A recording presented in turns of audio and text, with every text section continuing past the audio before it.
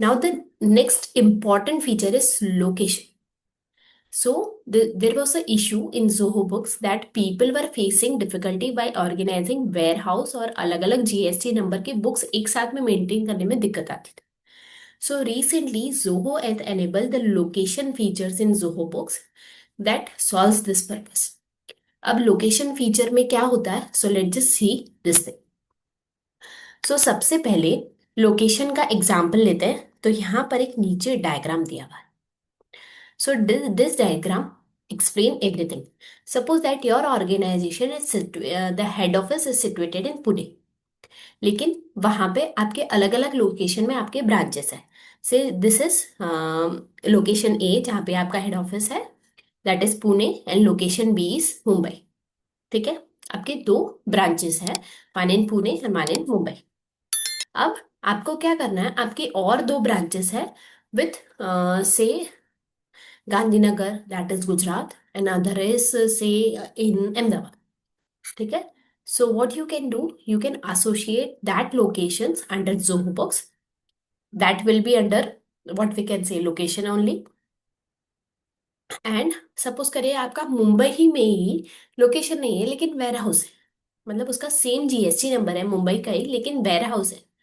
अब ware house create करने का क्या मतलब रहता है? लोकेशन चलो मैंने एनेबल की मेरी ऑर्गेनाइजेशन की, तो movement of goods to and fro जो होता है this is specifically associated with goods, क्योंकि गुड्स में मोस्टली ये movement of location sorry movement of goods होता है. तो अगर आपका movement of goods one place to another जाएगा तो आपको काफी सारे चेंजेस या रिकॉर्ड्स मेंटेन करने पड़ते हैं. तब ये लोकेशन का फीचर बहुत यूज आता है. ठीक है. जिसमें जीएसटी नंबर चेंज होता है, then your GST return also gets affected. तो उसके लिए proper books of account maintain करना जरूरी रहता है.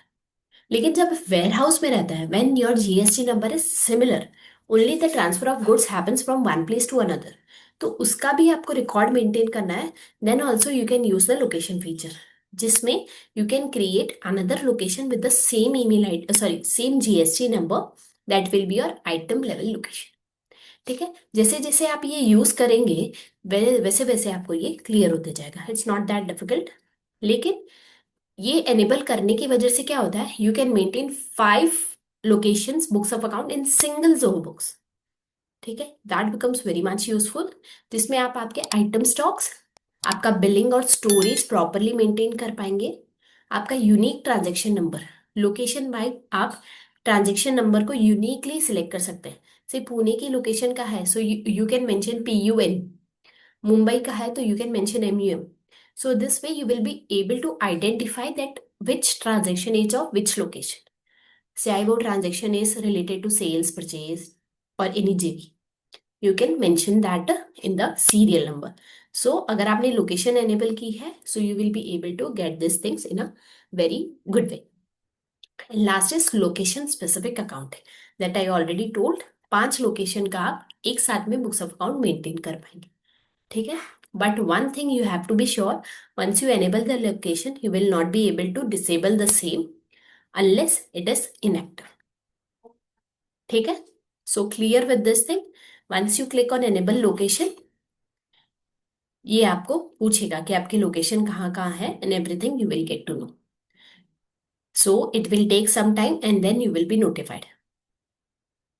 So let's just see. Yes. So here location, our main is selected as a head office.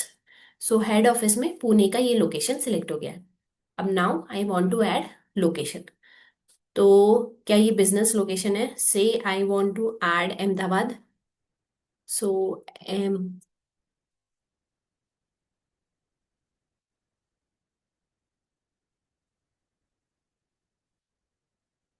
Ahmedabad unit, say for example. So I will mention the address, city, pin code. I don't know the pin code of Ahmedabad. Let's just put it 123 just for our understanding. Let's see whether it take or not. मतलब आपको ये सारी details fill up करनी है.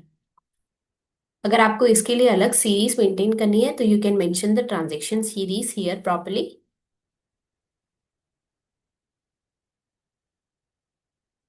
से series name you can mention AHM. ठीक है. जिसका आपका प्रीफिक्स क्या होगा जेवी के लिए, तो AHM की जेवी रहेगी। स्टार्ट्स फ्रॉम 1, क्रेडिट नोट से AHM. So this way you can enable all these things and click on save.